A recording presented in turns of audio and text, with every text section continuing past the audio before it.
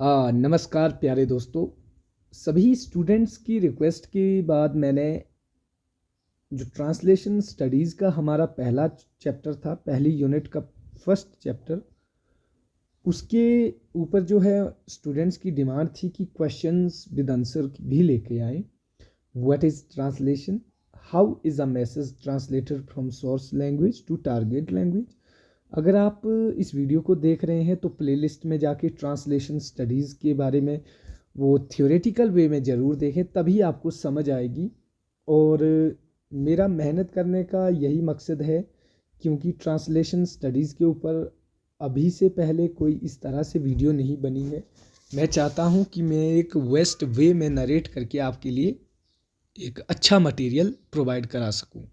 आप नोट्स बना सकते हैं, आप कॉपी पेन पास रखिए। बिल्कुल ऑथेंटिक बुक से आपको अवगत करवा रहा हूं। सबसे पहले आपको बता दूं कि ट्रांसलेशन एक अनुवाद होता है। जब आप किसी एक भाषा को दूसरी भाषा में क्या करते हैं, ट्रांसलेट करते हैं, और इसमें सबसे मेन रोल होता है ट्रांसलेटर का। काफ़ी सारी दिक्कतें आती हैं, लेकिन सबसे पहले हम बात करते हैं कि ट्रांसलेशन क्या है। Translation is an activity or a process of replacing textual material in the source language, retaining as much of the sense as possible by equivalent material in another language. Source language वो language होती है जो आप जिस भाषा में आप जन्मे हो या जो भाषा आप ऑलरेडी जानते हो, और टारगेट लैंग्वेज वो होती है जिस भाषा को आप जानते हैं, उस भाषा को दूसरी भाषा में क्या करते हैं, ट्रांसलेट करते हैं। जैसे अगर आप हिंदी जानते हैं तो आपकी हिंदी जो है वो सोर्स लैंग्वेज है, और जो आप हिंदी को इंग्लिश में ट्रांसलेट कर रहे हो that is targeted language. There can be several ways to convey the message through translation. काफ़ी सारे जो रास्ते हैं, काफ़ी सारे वेज हैं, काफ़ी सारे तरीके हैं ट्रांसलेशन का। The simple and the most common way is word for word translation, जिसे हम मेटाफ्रेज भी कहते हैं, ठीक है। और equivalence of words and expression in the target language are substituted by those in the source language. This method is useful to great extent in non-literary translation. Its basic fault is that it may lead to confusion and meaningless expression at times. Considers these sentences. मेरा सिर चकरा रहा है, अगर इस तरह का जो सेंटेंस आता है, माई हेड इज सर्कलिंग, तो अब कल्चर टू कल्चर जो ब्रिज होता है वहाँ पर कुछ वेरियर भी होते हैं। फॉर एन एग्जांपल, सबसे आसान तो मैंने बता दिया वर्ड टू वर्ड। जैसे ये एक कुर्सी है, दिस इज़ अ चेयर, ये वर्ड टू वर्ड हम इसको ट्रांसलेट कर रहे हैं। लेकिन जब आपका जो कल्चरल दिक्कत आ जाती है, कल्चरल प्रॉब्लम आ जाती है दूसरी भाषा के साथ, तो आप सर्कलिंग नहीं लिख सकते, आई एम फीलिंग गिडी।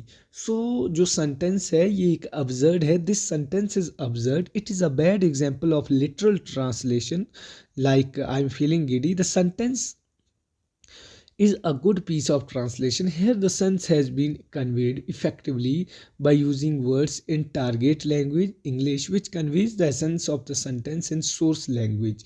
अब देखिए जो वे हम ट्रांसलेट कर रहे हैं, जो हमारे पास वर्ड टू वर्ड अगर हम इसको ट्रांसलेट करते तो ये वो सेंस नहीं बना पाता जो इंडियन लैंग्वेज में हम मेरा सिर चकरा रहा है उस सेंस को ये ख़राब देता। अगर हम इसको ऐसे लिखते, my head is circling, the best way to translate is to The best way to translate is to combine literal translation with transcreation.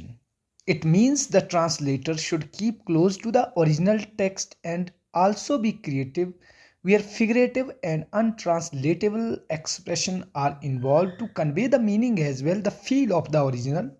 A perfect grip over the source language and target language is a must for meaningful and effective translation.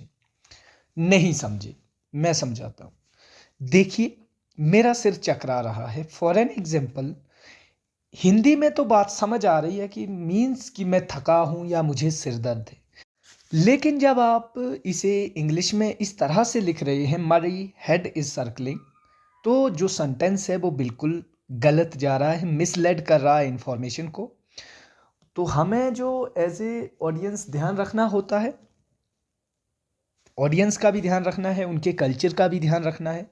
I am feeling giddy, अगर आप इस तरीके से लिख रहे हैं तो ये जो आपका फॉरेन का कल्चर है आप उसको एज इट इज़ कैच कर पाते हैं। ट्रांसलेशन का जो पर्पज़ ही यही होता है कि आपकी जो बिलोंगिंग है वो अनदर सोसाइटी के साथ, कल्चर के साथ, नेशन के साथ कनेक्टेड हो, ना कि इस तरह से कि वो सामने वाली ऑडियंस को बिल्कुल एलिनेशन फील हो।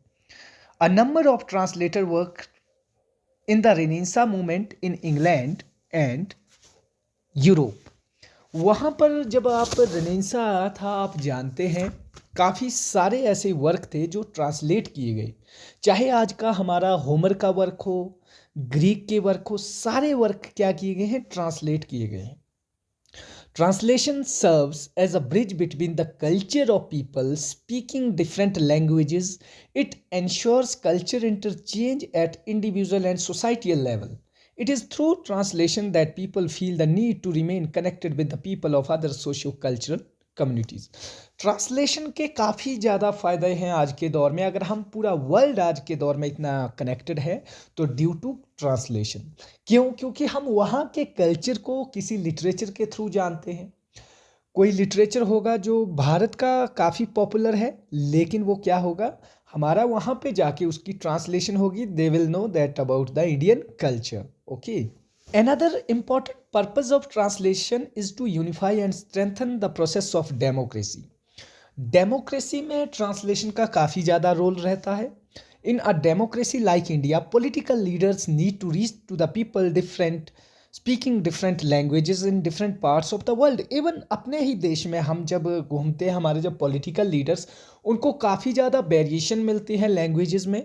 चाहे वो आप नीचे साउथ की बात करो, नॉर्थ ईस्ट की बात करो, कहीं ना कहीं जो लैंग्वेज है वो बैरियर का काम करती है। So in a democracy like Indian, political leaders need to reach to the people speaking different languages in different parts of the world. Translated material and interpreters help them in this task. अब जो interpreters होते हैं, जो आपके जो उनको translate करने वाले होते हैं, वो काफ़ी ज़्यादा इसमें एक अपना वाइटल रोल प्ले करते हैं। So translation helps the poor and the unprivileged to convey their thoughts and feelings to the persons in power. तो काफ़ी ज़्यादा ट्रांसलेशन का इन चीज़ों में भी रोल रहता है। मशीन और automatic translation enables us to do translation easily and quickly. हालांकि आज के दौर में मशीनी युग है, कोई भी चीज़ आप गूगल पे डाल दो तो वो ट्रांसलेट होकर आ जाती है, लेकिन फिर भी इतना आसान नहीं होता उन चीज़ों को समझना। फॉर एन एग्जाम्पल हम देखते हैं in literature, translation has done a wonderful job. Classics in English are now available in regional languages in India. जो इंग्लिश के क्लासिक्स वर्क थे, जैसे आप ग्रीक के लिटरेचर ले लीजिए, चाहे आप रोमन का लिटरेचर ले लो, तो आज हमारे पास वो सारी एक्सेस है। हम सारे वो हमारे पास वर्क्स जो है वो ट्रांसलेटेड है, तो हम इजीली एक्सेस कर सकते हैं, समझ सकते हैं दूसरे कल्चर को भी। Classics of regional languages translated in English and European languages hoped many of our writers register their presence on the global level. As literature is a cultural waste, translation carries across not only the meaning but feel of one culture to people of another. देखिए, translation का मतलब ये नहीं होता है कि आपने हिंदी से इंग्लिश कर दिया तो it means you have done your job. No, you have to understand that culture of that target audience. Otherwise मान के चलो ट्रांसलेशन तो हर कोई कर सकता है, लेकिन आपको एक डेप्थ नॉलेज होनी चाहिए पार्टिकुलर दूसरे कल्चर की भी, दूसरे कंटेक्स्ट में भी।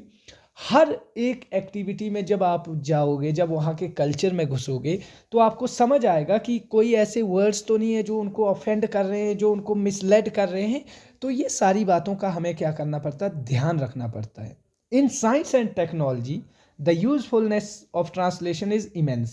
Translation version of recent discoveries and innovations are needed in every part of the world. इसी वजह से आज जो ट्रांसलेशंस की वजह से, टेक्नोलॉजी की वजह से आज टेक्नोलॉजी कितनी फास्ट हुई है, कहीं ना कहीं इसका काफ़ी ज़्यादा रोल है। और क्या इसके फ़ायदे हो सकते हैं? Translation removes trade barriers and helps business to go global. Translation is now being used in advertising products and service in many languages of the world by many multinational companies. The user manuals of many companies are now made available in regional languages in India. आपने देखा होगा जो trade barriers थे वो बिल्कुल ख़त्म हो चुके हैं और एडवर्टाइजमेंट हो रही है, चाहे किसी भी कंपनी का हो, कोई भी बाहर की कंपनी हो, वो आपकी कंट्री में आके एडवर्टाइजमेंट कर सकते हैं। और मैं तो यही कहूँगा, it has some role to play in every expanding area of development, science and technology, medicine, literature, law, religion, political science, business and commerce, tourism etcetera. तो इसका जो अद्वितीय योगदान है ट्रांसलेशन का, जो हमारे ग्लोबल लेवल पर, और मैं तो अंत में यही कहूँगा, in short, translation is being used in diverse field, it serves as a socio a cultural bridge, it unifies mind and empowers people in various ways, it adds to the revenue of a business concern, its role in nation building on the whole cannot be undermined। काफ़ी ज़्यादा role है socio cultural के में, एक bridge का काम करता है, और यही वजह है कि आज ट्रांसलेशन का इतना ज़्यादा बोलबाला है। नेगेटिव अप्रोचेस, पॉजिटिव अप्रोच होती रहती है, उसी के बारे में हम अगले लेक्चर में बात करेंगे। तब तक के लिए आप हमारे साथ बने रहें। आप सभी का समय शुभ रहे। Thank you so much for watching this video and have a nice time. Thank you guys.